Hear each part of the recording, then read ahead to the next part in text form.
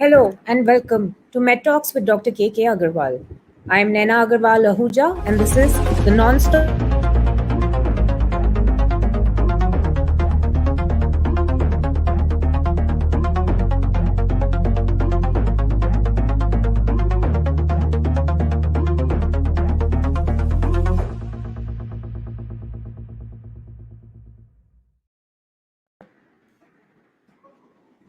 Hello, I'm Naina Agarwal Ahuja and you're watching Medtalks with Dr. K.K. Agarwal, non-stop, 293rd edition and cumulative 2441st edition. Let's have the headlines of the day.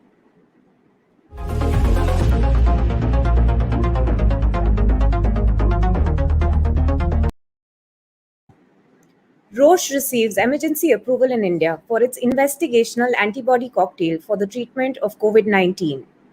Indian doctors in the US offer virtual help to COVID patients in India.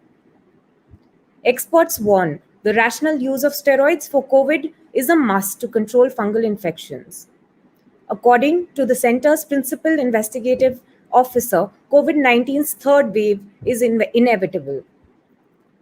Reliance seeks permission to fly in Israeli experts for training and installation of rapid COVID 19 identification equipment. Let's now go to the topic of the day.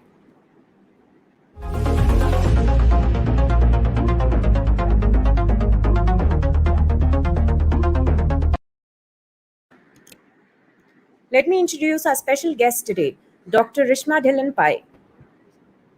Dr. Rishma is an honorary consultant gynecologist at the Leelavati, Jaslok, and Hinduja healthcare hospitals in Mumbai.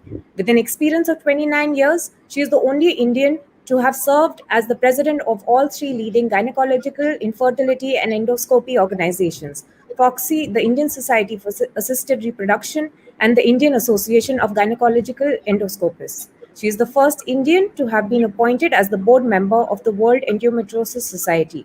She has received numerous national and international awards in her prestigious careers. Welcome, Dr. Rishma. Thank you. Good evening. Pleasure to be here. So we're discussing managing pregnancy and infertility treatment during COVID-19. So Dr. Rishma, I want to really start by asking, do you think this is the right time to conceive or to plan infertility treatment at all? Difficult question. It's such a personal issue as well as, there are no clear guidelines worldwide. Let's start by saying that nowhere has really, international guideline has said that you should not conceive during this time because so many natural conceptions are happening every day. However, times are bad, but this is not getting over in a hurry. So I personally would feel that those who are older, those who have little less, for example, ovarian reserve, those who have some problems such as endometriosis or some problems which are affecting their fertility. In other words, those who need to get pregnant in a bit of a hurry should get pregnant for sure and not allow this pandemic to postpone your pregnancy. However, those who are very young, who don't have any problems, maybe just recently married, maybe they would choose to wait for slightly better times or till they are fully, protected with vaccinations, etc. What about infertility treatment? Because that requires a lot of hospital visits, Yes. a lot of physical interaction. What do you Yes. think about that? Yeah. So see, when the pandemic first hit last year, everybody stopped infertility treatments because we felt that, okay, let's prioritize other health issues rather than wasting resources on infertility management. However, about 2 months into the pandemic, all international organizations felt that even reproductive rights or reproductive choices are an equally important healthcare matter. It's not like you can just push having children into the sidelines and concentrate only on saving lives. So 2 or 3 months into the pandemic, with great care, with proper guidelines, how to restart IVF came into being. And so last year in the month of May, June, we restarted our IVF centers all over India. And we went pretty carefully. We changed everything. We changed our consulting rooms. We changed our operation theaters, our labs. We equipped everything with all that is needed to protect not only the patients, but the doctors and the staff and everybody. So we put systems into place, and it worked very well for many, many months. Unfortunately, this second wave has now hit us. And again, lots and lots of people are getting infected. So again, cases are, our IVF work is at a slightly lower ebb, but we haven't stopped the IVF work. All we are doing is, because our guidelines are now so well established, we are testing patients before we start the cycle. So before we are starting an IUI or an IVF cycle, we test the patients, not only the wife, but the husband as well. And then halfway through, around 8th or 9th day of the menstrual period, we test them again. And then we do the egg removal if we are doing an IVF. Again, before embryo transfer, we may test her again. So if the patient is negative throughout, it goes well. If in the course of the treatment she becomes COVID positive or her husband becomes positive, then we obviously have a very good counseling session. We talk to them, and we may cancel the cycle if the patient is positive, and try to do our best to compensate her, reduce her costs in the next cycle. But if after egg removal, we've taken the eggs out and then she becomes positive, then we just freeze the eggs or the embryos. And those, we can freeze very effectively now, and we can use them in a later cycle. So I think systems are in place, guidelines are in place, and we are able to quite safely follow fertility treatments. So you mentioned that people who may be slightly older, people who may need to conceive should. So if Yes. someone is deciding to conceive, if someone is in their early pregnancy, how do they Yes. manage during the COVID pandemic? What are the tips and tricks that they should follow to ensure a safe pregnancy, especially in the first trimester? Yes. So the basic guidelines remain common for everybody, whether you're pregnant, whether you're not pregnant, because anybody can be at high risk. Nobody can really predict who will have a severe case of infection and who will be a mild case. So all precautions have to be taken at any time, and particularly if you're pregnant, then all the more so. So there's nothing like being in the house, protecting yourself, not interacting with outside people, keeping the social distancing, keeping masking. And nowadays with this second wave, the recommendation is double masking. So whenever you're out with people, it's double masking and distancing, and obviously hand sanitizing. So the basic guidelines remain the same. In pregnancy, it has, there's no sort of guidelines which have come out, or no paper which has come out which says that if you become pregnant and you get a COVID, the baby is going to be malformed or abnormal, or there's going to be some damage to the baby. There are no such studies. Of course, in the course of the pregnancy, we are worried that pregnancy being a slightly less immune, there's little less immunity in pregnancy. So we are worried that the patients might get a severe form of the infection. But our Indian experience in the previous wave has not been so bad. The maternal, incidence of morbidity and mortality has been very low in the first wave. In the second wave, it seems to be a little bit more dangerous, even for the pregnant patients. And so we have to be very, very careful to protect oneself. And there are lots of issues, I think, which we can discuss, whether vaccination should be taken, will that protect them? So all these issues are there, but basic care remains. And in the course of the pregnancy now, even the doctors have really modified management from the Royal College in the UK, guidelines from all over, all the international organizations, including our own federation, Indian Federation. We have given guidelines about how to reduce antenatal visits. So earlier we would see patient almost every month, so a patient would visit the gynecologist 10 times during her pregnancy. Yeah. Now the recommendation is to visit the doctor only 4 or 5 times maximum in the entire pregnancy. Most of the consultations are done on the phone, and when she comes to the doctor, she's obviously prioritized, she's not mixing with other patients, and that one visit used even to give her injections, to do her immunization, tetanus, if you want to give her Tdap injection, whatever has to be done in that one visit, everything is done, so that she steps out of the house minimally. And the good thing that has happened is because we have adapted so well to teleconsultations. So now a lot of the issues are being solved on the phone. Patients are monitoring that, they check their blood pressure at home, they do their oxygen saturations at home, pulse at home, and they do the blood tests. They get somebody to do the blood test at home. So a lot of the information can be shared, counseling done on the telephone. So, is there a lot of, I'm sure there's a lot of fear amongst people who are pregnant. They're very Yeah. paranoid, very anxious. So, how are you dealing with that, with patients? How do you actually keep them calm and healthy during the entire pregnancy? I All the agree with negative news you. are So much physical problem is there, and so much mental anxiety is there, and that part tends to get neglected quite a yeah, lot, so there's a lot of stress. And now with this massive second wave, they are surrounded by people who are getting COVID, their family members, people, who live in their neighborhood, all of them are getting infected. So it is a lot of anxiety for the patient. And sometimes they're testing themselves multiple times. So I think we have to accept the reality. This has been going down over for more than a year now, and it may continue for another year or 2 years. We don't know. This is something we have to live with for a very long time, and so we have to adapt ourselves, and we have to always do. As it is in pregnancy, we tell them, do a little bit of exercise, take your walks, do some yeah. yoga, do stretching, do some meditation. As it is in pregnancy, we tell them, have positive thoughts. So I think all this is reinforced a lot more now that there's so much anxiety in the air. So I think the entire family also has to support her, and she's constantly in touch with her doctor. So I am now, like, for example, if I was receiving 30 calls in a day or 40 calls in a day, otherwise this has doubled now, because constantly the patients call for various things, and it is my duty, or I feel really that I can support them even with a good conversation on the phone, that don't worry, everybody's going through this, and we'll come out victorious on the other side.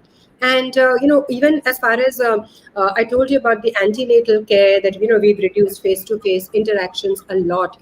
But even you know for example, a sonography clinic, they have also modified. The sonography clinic tells the patient to bring her own pillow and sheets, for example, wear a double mask and shield and come. So everywhere UV lights are going on. So we are trying to protect the patient at every step.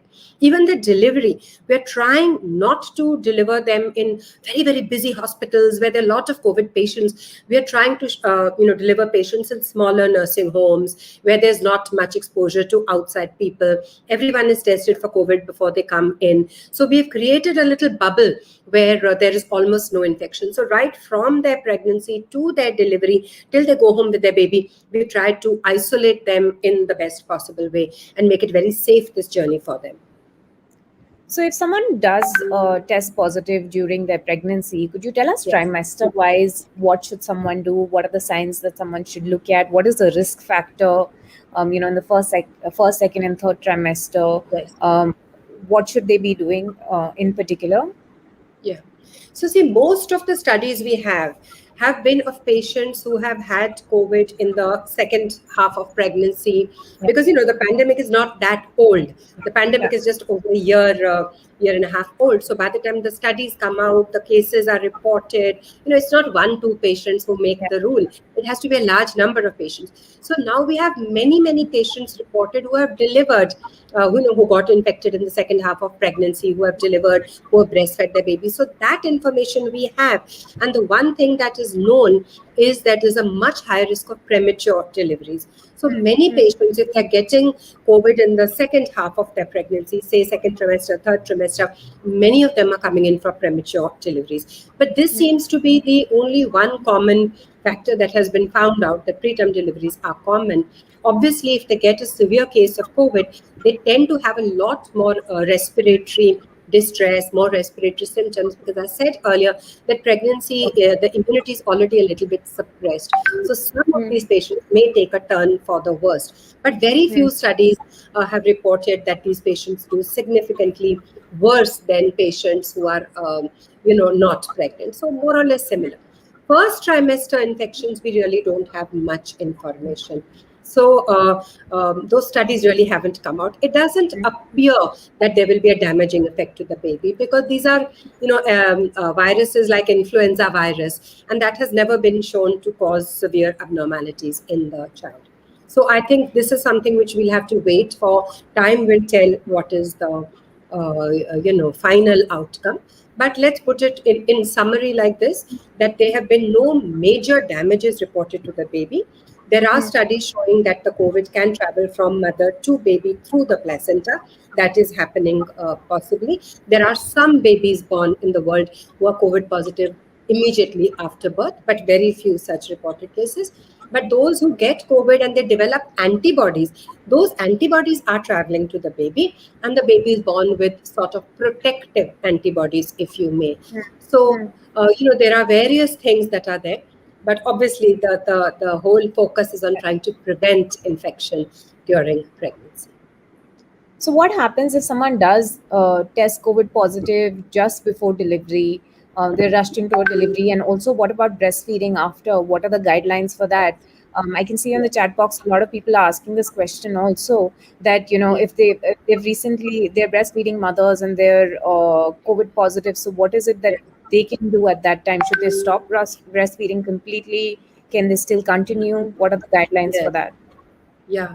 So if, just at that point when they've just delivered or are delivering, and if they're positive, of course, they have to be kept in a special facility because we don't want to expose everyone else to the infection. So this disease is, in that sense, terrible that it isolates people. Normally for Yeah. pregnancy and delivery, everybody comes together. Here with this infection, you have to really isolate everybody. And that's a very, very difficult thing for all concerned. But obviously then she has to be delivered in a special care facility. And there are various thoughts on the breastfeeding. If the mother is actively COVID positive, and there is nobody else to take care of the baby in the immediate family, then she has to take care of her baby. In which case, she has to double mask herself, hand sanitize every single time, and be very, very careful, on breastfeeding the baby. The ideal recommendation is that somebody else looks after the baby. The mother expresses the breast milk. So breast milk is given to the baby. Express the breast milk with all clean safety precautions, double masking, hand washing. You express the milk and give the milk to be given to the baby actually by somebody else, so that the Mm. mother and the baby are not in very, very close proximity. Yeah. And the moment the mother is now past her infective phase, then obviously she starts breastfeeding the baby directly. It has been found that protective antibodies do go across from breast milk also to the baby. So if she's actively infective, then you can risk infecting the baby.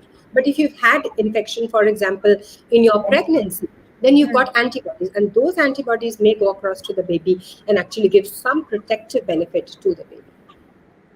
I'm just gonna. There's a question, so I'm gonna, in continuation of this topic, Yes. ask this question. People are asking Yes. that if someone is pregnant or lactating, are they given something like, what are the medications that are being given? So an ivermectin and doxycycline, will it affect the baby's health? Will it not? That's the question that was coming in since we were talking about this. So I thought I'll just. doxycycline is not a drug that we recommend in pregnancy. We don't recommend that. There are many other drugs you can use. You can use azithromycin. That's quite safe in pregnancy. Steroids can be taken because that's something which is often given for COVID treatment. In fact, many times we give steroids, injection like betamethasone or dexamethasone to our patients for accelerating maturity in the baby's lungs. If a baby is going to be born a little premature, we give those steroid injections. So that is not negative. Even blood thinning agents are given to many pregnant patients, particularly patients who had recurrent miscarriages, etc. Many of them are given what we call low molecular weight heparin, which is basically a blood thinner. In pregnancy, aspirin. Many pregnant patients are on aspirin if they're at high risk of pregnancy-induced hypertension. So, as a prevention for pregnancy-induced high blood pressure, we give low-dose aspirin, of course, to many of our patients. So, most of these drugs have been tested and tried in pregnancy for many, many years. Yes, ivermectin, relatively new drug. One doesn't know much about it. But like I said, there are good options that are available. Antibiotics, steroids, blood thinners, most of them seem to be fairly safe in pregnancy. So it shouldn't be a problem. Just having a And now the caveat here, treatments are everyone. very standardized. If I may interrupt, sorry. The treatments are now very standardized. In the early days when the patients came in, everybody was really worried because there was no standardized protocol of treatment. But now all across, the treatments have become pretty standardized. And of course, it's really a multidisciplinary approach. The gynecologist is there looking after the pregnancy, but there are physicians, there may be chest specialists coming in to look after the actual medical aspects of the COVID infection. So multidisciplinary approach, I think, will be a really adequate care for the patient. I was just saying, I was just putting a caveat out there. While all of these drugs are safe, it's very important to consult your gynecologist and kind of loop them in and take any of the medicines in pregnancy only once they advise you to take it and not to self-medicate Yes, at all, yes, because that can be very dangerous. Yeah, yes, yeah. absolutely, absolutely. My next question is around vaccination. So, can someone take vaccination if they're on infertility treatment, or if they're pregnant, or if they're breastfeeding? So, these different categories of women, is vaccination advised for them yet? Yes. So, all across the world, they have said that you don't need to do a pregnancy test before you take a vaccine. So, if a Yeah. girl, like for example, she's a married woman and she doesn't really know whether she's pregnant or not, it's too early in the cycle. Nobody has said do a pregnancy test, confirm that you're not pregnant, and then take the vaccine. So, you can walk in, take a vaccine, and it should be pretty fine. Now it Hmm. comes to when you're actually doing treatment for pregnancy. Supposing you're doing intrauterine insemination, or you're doing an IVF cycle, or you're going to have an embryo transfer, then what is the advice? So when there is a very low incidence of COVID going on, when the peak is not there, for example, I think you can go ahead and do your IVF treatment, and you don't have to really delay it from point of view of waiting for a vaccination, for Hmm. example. Hmm. But Hmm. with the incidence so high at the present moment, and if you are not a patient whose fertility is running out, or we spoke earlier about Hmm. categorizing patients into low risk and high risk. So if you're a patient who's not in a hurry, extreme hurry for pregnancy, you can take your vaccination, take your second dose, wait for at least 2 to 4 weeks minimum, and then do your embryo transfer or IVF treatment. Problem is in India, particularly, is availability. So right now we do have a bit of a shortage of vaccinations, so there's not easy access because these are young patients, and we've just started, vaccinating the younger patients who are less than 45 years of age. So many of them are not vaccinated. Some are postponing their fertility, some are not. So it's a little bit difficult. The pregnancy vaccination during pregnancy is a big controversy. Our Indian government has not given permission at this Yeah. moment for pregnant or breastfeeding ladies to have the vaccine. So, Hmm. at the moment in India, if you're pregnant or breastfeeding, you should not or will not be able to take the vaccine. However, worldwide, including I think just yesterday or today, the CDC USA has said that more than 1 lakh pregnant Hmm. patients have taken the Hmm. vaccine, and it is showing no negative effects, and you should safely take the vaccination. So also American Society for Assisted Reproduction, European Society for Assisted Reproduction, all the societies have said that pregnant women should be allowed vaccination because, like I said earlier, they are at slightly higher Yeah. risk of a severe infection. So it should be allowed. Our own federation, Indian Federation, has also very recently given guidelines that we should appeal to the government to allow pregnant and breastfeeding women to be given vaccination, because it has been found that the protective antibodies go to the baby. So instead of being a negative, it may be a positive. The antibodies in pregnancy during breastfeeding may go to the baby if the mother is properly vaccinated, and may protect the newborn baby as well. So we would advise, if the government allows it in the near future, that in pregnancy and breastfeeding you can take the vaccine. In infertility treatment, if there is no rush, if you are young, you can postpone fertility, then take your vaccine, and a few weeks after that, Hmm. start your Hmm. treatment.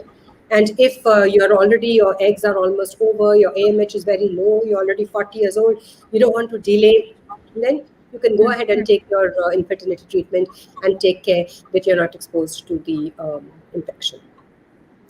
Shreya Jain is asking, I'm having COVID symptoms and my gynecologist says that these are mild symptoms, but during the CBC test, my platelets are decreasing. It's my 8th month. So if you could help advise what she should do. Yeah. So there is, in pregnancy, one is, as it is, very cautious, very concerned, because, things in COVID, can suddenly take a turn for the worse. So the Yeah. important thing is to be under constant supervision with your physician and with your gynecologist. Monitor very, very closely all your blood levels, your D dimers, your platelet levels, like you said, the oxygen saturation. Constantly monitor, and at the first signs of things deteriorating, immediately seek maybe hospital care. because you are worried, and this disease is such that can suddenly take a turn for the worse as well. So low platelets in pregnancy is definitely a cause for concern, because it can cause bleeding within any part of the body, and it can be a cause for concern. So depending on the level, the typical platelet value should be above 1.5 lakh. So normally it's 2 lakh, 3 lakh. Now if it's running significantly low, then definitely you have to be very concerned. And there have been situations in which sometimes deliveries have been done before time because of the mother's deteriorating condition. So it all depends on how your overall well-being is, how your condition is, and what the physician and the gynecologist feel about your condition.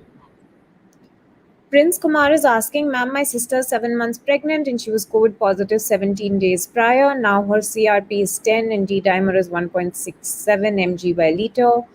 Ma'am, if you can advise, I was giving Dexona and Lupinox 40 for 10 days.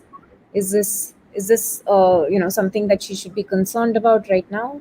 Is the question. So fortunately, she seems to be over the main worrisome or the risky period of the COVID. If it's 17 days already since the infection, she may have even turned COVID negative, or may have even still be positive but not infective anymore, and probably unlikely to show any worsening symptoms at this time.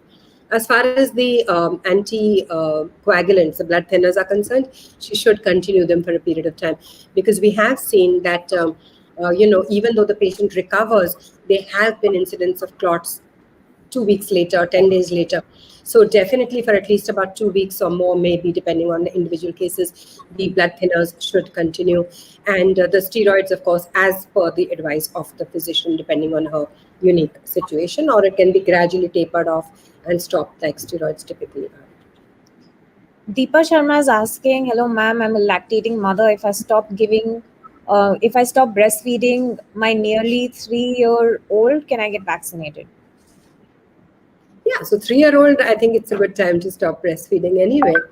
Maybe a good idea. And like I said, at the moment, the Indian government is not allowing vaccination while breastfeeding, but as soon as they allow, you can do it. Otherwise, I would feel that it's a good enough time anyway to stop breastfeeding and go ahead and take a vaccination.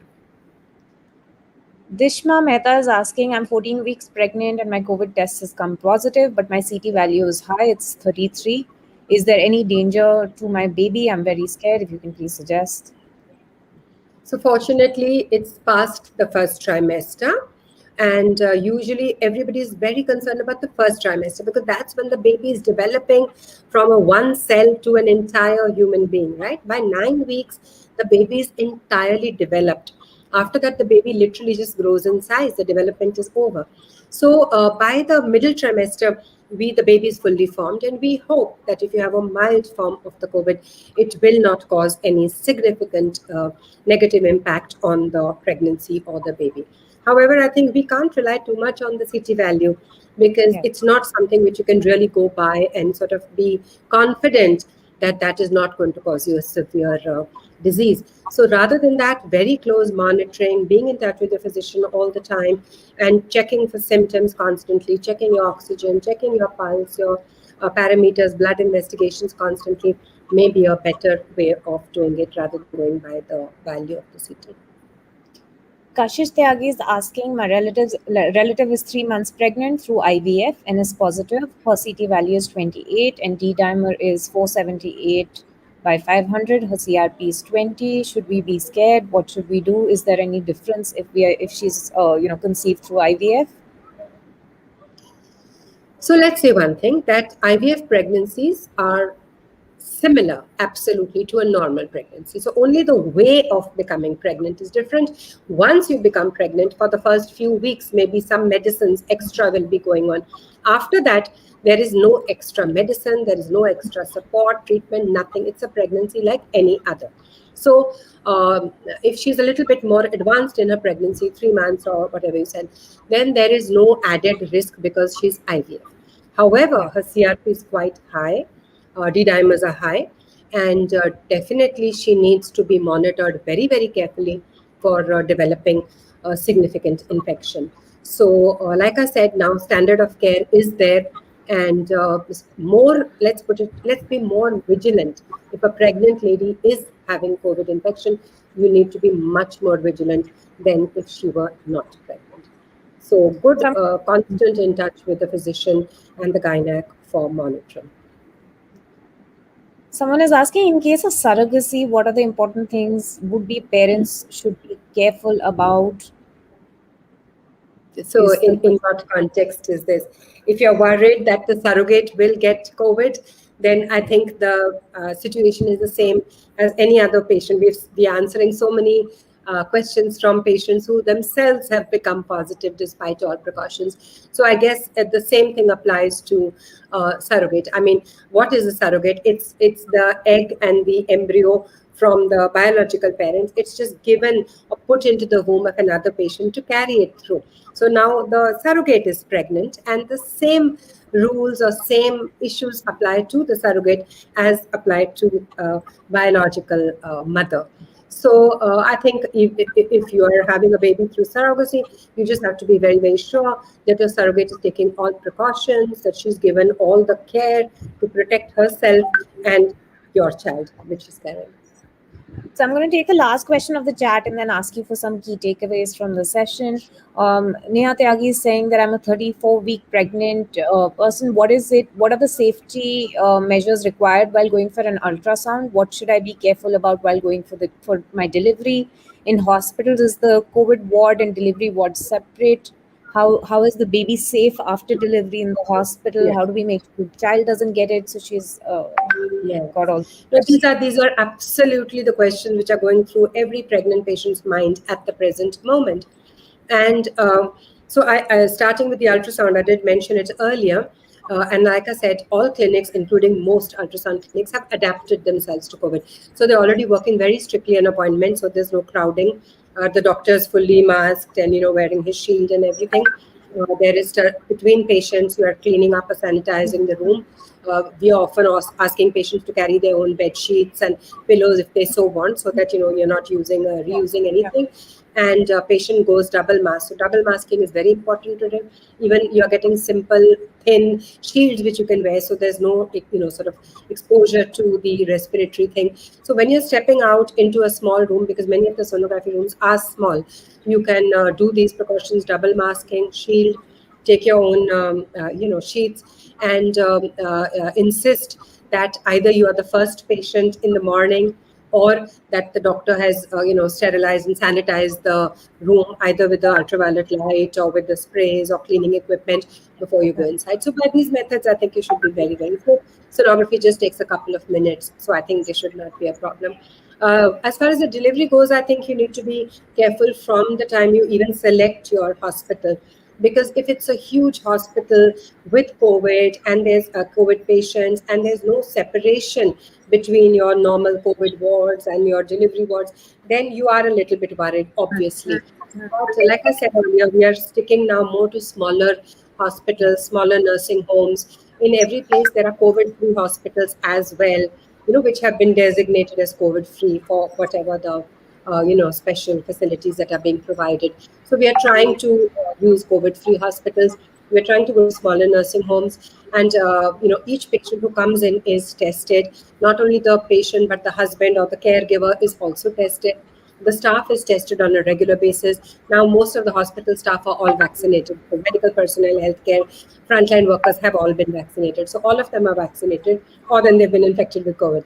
So most of them are fairly safe. So the staff is safe. The patients are tested, and once you come into a facility where there is separation between the COVID and the non-COVID patients, I think you should be quite safe. So we've really not heard of, now it's been over a year, right? We're delivering patients in the pandemic. And we've really not had patients becoming positive during the time when they come for delivery and, the few days that they're in the hospital. So I think that part is pretty well taken care of. Patients are careless before that. They have a maid coming in, who's going to 3 houses and coming into their house, that kind of thing. Or they are going here for shopping, or they're exposing themselves in various other ways where they don't even realize. So Yeah. those are more risk factors than the hospitals. So before we close, can you give five takeaways for our viewers today? What are the quick 5 points that they should keep in mind during the pandemic, especially if they're planning to conceive or they have conceived and are pregnant? Um, what would be your Okay. final thoughts? So I haven't thought of 5 points as such, but I can actually suggest that if you're not pregnant at the moment, then seek counseling first before you plan the pregnancy. So talk to your gynecologist so you can have a very informed decision. And I always say this: COVID times or otherwise, your pregnancy should be planned. You should know what you're going into and how you're going to go through with this pregnancy. So pre-pregnancy, if you're planning, counseling is very important. If you are seeking infertility treatment, there are very standardized guidelines now for IVF centers and for the way IVF is conducted. So I think you should be quite safe in that format. You should go ahead with your treatment if it is a little bit urgent. If it is not urgent at all, you're a young patient with good number of eggs, no real risk factors, maybe you can delay your infertility treatment till you take your vaccinations, and after your second dose, wait for 3 or 4 weeks and then go in for your fertility treatment. If you are pregnant, obviously you are at a higher risk than a non-pregnant patient if you were to get COVID. And so take extreme precautions during a pregnancy. And if you do become positive, do not treat it lightly. Don't rely only on, say, a CT value or something. Be in constant touch with your physician. Be very careful with your monitoring, and seek hospitalization at the earliest if there is any deterioration of your symptoms or signs. And seek a delivery in a safe place. We hope that the government will allow vaccination of pregnant and lactating women soon. If that is the case, then go ahead and get vaccinated the moment the government opens it up. If vaccination at the moment is not allowed in India, so you take extreme precautions and make sure you select your hospital well, and all care is taken through pregnancy, delivery. Breastfeeding can be done, preferably by another caregiver if you are COVID positive. Express breast milk and give it safely to the baby to be fed to her. And once you recover 2 weeks into your COVID infection, you can breastfeed your baby directly. So I think that covers kind of the entire spectrum. Thank you, Dr. Rishma Dylanpai, for joining us today. Show us the certificate, Ritu. Oh, lovely. Yeah. I know a lot of people are asking in the chat box about Dr. KK Agarwal's health. He is stable, he is recovering, and he will be back very soon amongst everyone. I am his daughter, so I can definitely thank everyone for the support and constant prayers for him. He will be back soon. Until then, we will meet you again tomorrow at 7 p.m. with another edition of the show. Keep watching Medtalks with Dr. KK Agarwal. Namaskar. Thank you. Thank you, Nana. Thank you.